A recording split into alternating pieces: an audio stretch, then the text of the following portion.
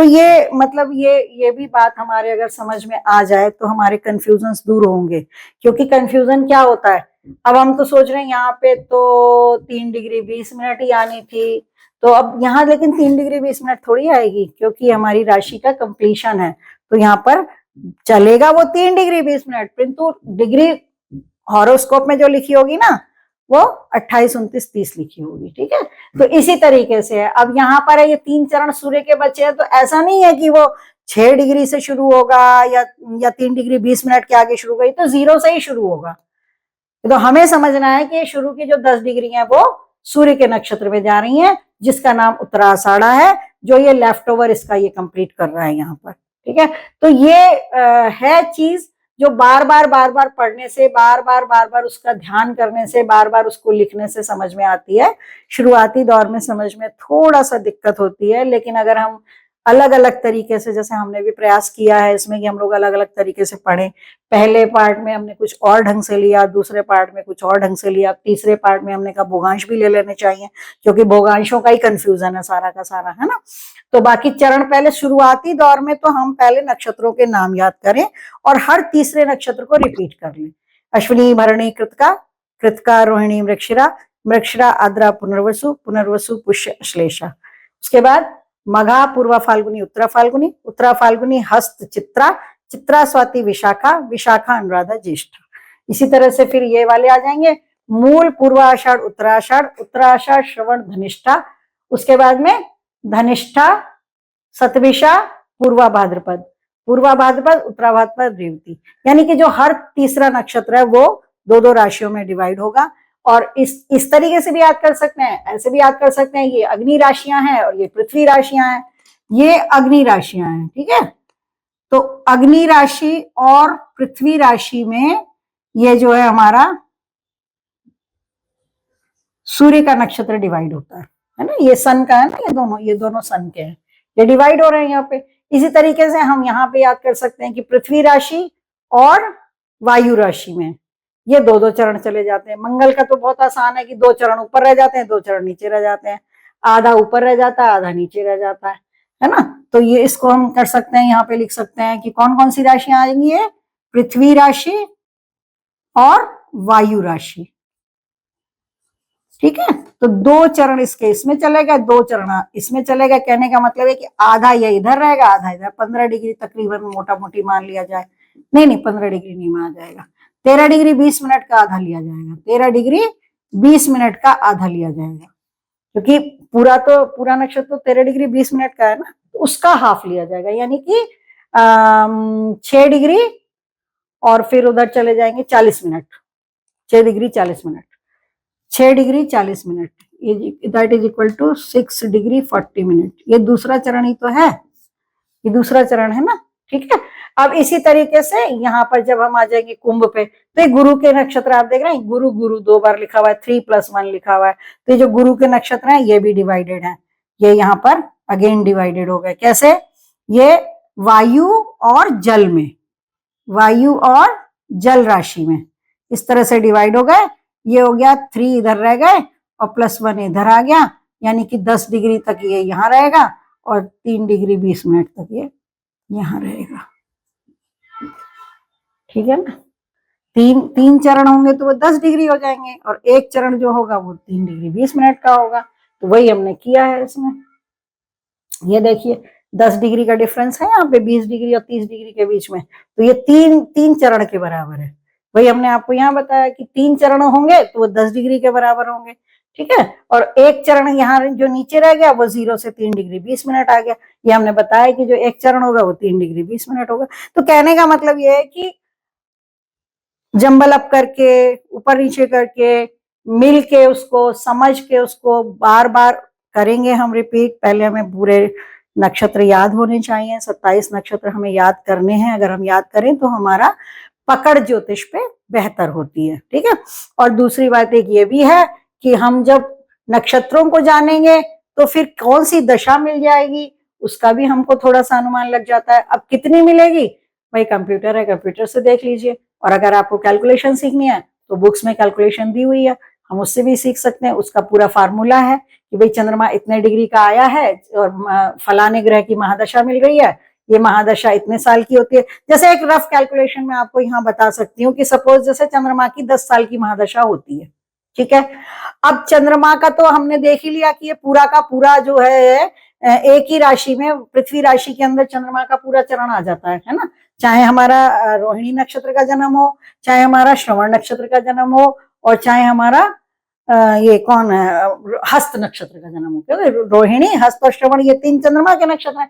मतलब मेरा कहने का मतलब यह है कि आप ऐसे भी हमें याद रखना है, ऐसे भी याद रखना है मूल से रेवती तक, और हमें ऐसे भी याद रखना है कि अश्विनी, मघा और मूल केतु के नक्षत्र हैं, ठीक है।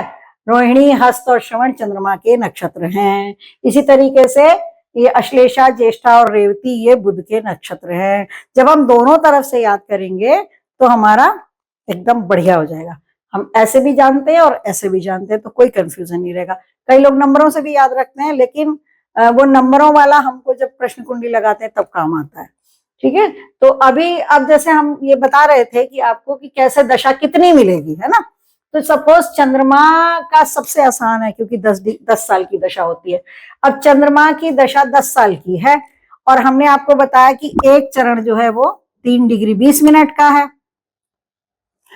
तो अगर किसी जातक को 3 डिग्री 20 मिनट, 20 मिनट पे ले लो, 20 मिनट पे ही जन्म हो गया मान लो, है ना। कौन से नक्षत्र में, हम इसे श्रवण ही ले लेते कि श्रवण में हो गया है हमारा जन्म, ठीक है। यदि किसी जातक का श्रवण नक्षत्र में 3 डिग्री 20 मिनट पे जन्म हो गया, तो आप ये समझिए कि एक चरण जा चुका है, क्योंकि अब तो चंद्रमा आगे चलेगा तो किधर चलेगा, 20 से 21 ही तो चलेगा, 3 डिग्री 21 मिनट पे चलेगा। ये तो है नहीं कि पीछे जाएगा। अब यहां से ये चलेगा और इसको कितना पूरा करना है, 30 डिग्री पूरी करनी है ना एक राशि में। तो पहले तो आप ये समझ लो कि मकर राशि, हमारी राशि मकर हो गई। श्रवण नक्षत्र का जन्म है तो हमारी राशि मकर हो गई।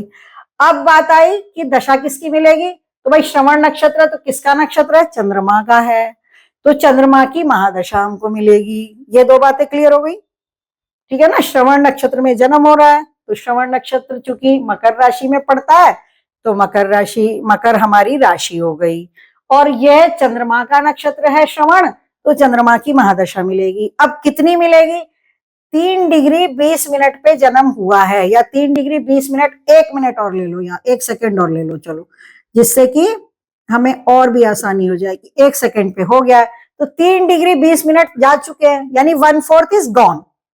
अब 1/4 इज गॉन, तो दशा का भी 1/4 इज गॉन।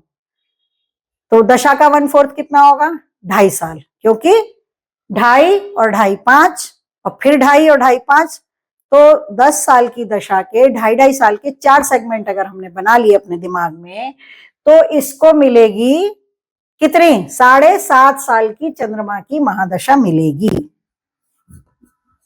आसान है इसलिए मैंने चंद्रमा लेके बताया है, कितनी मिलेगी हमें। इसी तरह से मान लीजिए किसी का शुक्र के नक्षत्र में जन्म हुआ है ना, और ये हमें मालूम है कि शुक्र के चारों चरण जो है हमारे वो अग्नि राशि में आते हैं। तो अब मान लीजिए पूर्व आषाढ़ा का ही जन्म है, या किसी का भरणी का जन्म है, तो दशा किसकी मिलेगी, शुक्र की। अगर भरणी का जन्म है तो मेष राशि आएगी, क्योंकि अश्विनी भरणी, तो फिर मेष राशि मिलेगी। लेकिन अगर पूर्व आषाढ़ा का जन्म होगा तो राशि कौन सी मिलेगी, धनु मिलेगी, ठीक है। अब राशि धनु मिल गई, महादशा शुक्र की मिलेगी, क्योंकि नक्षत्र शुक्र का है। इसीलिए ये बात बार बार समझाई जा रही है, क्योंकि ये बहुत ज्योतिष का बहुत मतलब आधार स्तंभ है। इसको बिना समझे हमको आगे बढ़ने में बहुत एम्बिग्विटी रहेगी, हमेशा कंफ्यूज रहेंगे हम लोग, है ना। तो इसको इसीलिए क्लियर किया जा रहा है बार बार अलग अलग तरीके से। तो अब पूर्व आषाढ़ा नक्षत्र का जन्म हो गया, तो राशि धनु मिल गई। अब धनु के साथ में हमको ये भी पता चल गया कि केतु का, शुक्र का नक्षत्र है, तो महादशा शुक्र की मिलेगी। अब हमको ये देखना है कि हमारा जन्म कितने डिग्री पे हुआ है। अब 13 डिग्री 20 मिनट तक तो केतु के नक्षत्र थे, तो 13 डिग्री 20 मिनट तक का तो कोई सवाल ही नहीं उठता है। अब उसके बाद 13 डिग्री 20 मिनट के बाद अगर 16 डिग्री और 40 मिनट 1 सेकेंड पे हमारा जन्म हो जाता है सपोज, है ना, कहाँ, यहाँ पर पूर्व आषाढ़ा में। तो अब ये क्या है, ये देखिए 13 डिग्री 20 मिनट के बाद ही शुरू हुआ है ना हमारा ये वाला पूर्व आषाढ़ा, और उसमें ये 16 डिग्री 40 मिनट हो गया, यानी कि एक हमने वही किया है कि एक चरण हमारा चला गया, तो 3 चरण बाकी हैं। तो फिर 5 चौका 20 होता है ना, तो 5 साल की दशा नहीं भुगतनी, पर 15 साल की हमको शुक्र की महादशा मिल जाएगी। यही अगर अगले चरण में जन्म हो गया, यानी कि 20 डिग्री पे हो गया, सपोज मान लो 20 डिग्री 1 मिनट पे हो गया, तो अब 20 डिग्री 1 मिनट पे अगर हमारा जन्म हो गया, तो हमारी क्या हो गई, आधी दशा मान लो यहाँ की निकल गई, आधे आधे दूरी पे पहुंच गए ना, तो 10 साल की मिलेगी। मतलब ये पहले लोग ज्यादा ऐसे हर समय मैथमेटिक्स नहीं लगाते थे, ऐसे ही दिमाग लगाते थे कि भाई कितनी मिल जाएगी, आधा निकल गया तो आधी दशा निकल गई, और बीच में पहुंच गया तो बीच में है तो आधी निकल गई, आधी मिलेगी, नीचे पहुंच गया चौथे चरण में पहुंच गया तो भैया 3/4 तो मिलनी नहीं है। अब वो 1/4 में से कितनी डिग्री और चला है उतनी कम हो जाएगी, बाकी मिल जाएगी, है ना, समझ रहे हैं। और पहले ही चरण का जन्म हो गया तो मोटा मोटी पूरी दशा मिलनी है, एक चरण यानी 1/4 से थोड़ी कम मिली है। ऐसे भी हम लोग कैलकुलेट करते हैं कई बार, क्योंकि हम मान लीजिए हिसाब लगा रहे हैं कि भाई 18 साल का जब ये बच्चा होगा तो इसको कौन सी दशा मिलेगी, तो हमने यहीं से लगा लिया हिसाब कि भाई केतु की तो लगभग आधी मिली है, तो आधी मिली है तो चलो 3 साल 3.5 साल की मिली होगी, उसके बाद 20 साल की इनको शुक्र की मिलेगी। अब 20 साल की शुक्र की मिलेगी तो इनका मतलब यानी 18 साल के जब ये होंगे तो इनको 3 साल की यहाँ मिली है और 20 साल की ये मिली है, तो शुक्र की महादशा से गुजर रहे होंगे, लगभग आखिरी अंतर होगा इनका, क्योंकि शुक्र की महादशा सबसे बड़ी होती है, 20 साल की होती है। उसमें फिर अंतर भी चलते हैं, महादशाओं में अंतर दशाएं चलती हैं, और वो भी पूरे 9 ग्रहों की चलती हैं, और भोगांश उसी आधार पे चलती है जिस आधार पे इनको महादशा के वर्ष मिले हुए हैं। उसको भी हम लोग थोड़ा सा कैलकुलेट करके सीखेंगे कि अंतरदशा को निकालना हमारा एक जैसे कहते हैं ना बहुत हल्के गणित के साथ में हम उसको देखेंगे, लेकिन उसको आज नहीं लेंगे क्योंकि आज के लिए ये इतना ही काफी है। और जुड़े रहिए अक्षर ज्योतिष चैनल के साथ रुचिकर ढंग से समझने के लिए ज्योतिष को, और कोई कमी लगती है तो जरूर बताइए, पसंद आता है कंटेंट तो लाइक कीजिए, अपने दूसरे ज्योतिष जिज्ञासुओं के साथ शेयर कीजिए, और सब्सक्राइब करना बिल्कुल मत भूलिए। और अगर आपको और समझना है तो बने रहिए हमारे साथ, सब्सक्राइब करेंगे तो आपको नोटिफिकेशन मिलते रहेंगे। तो आज के लिए इतना ही। जय हिंद, जय भारत।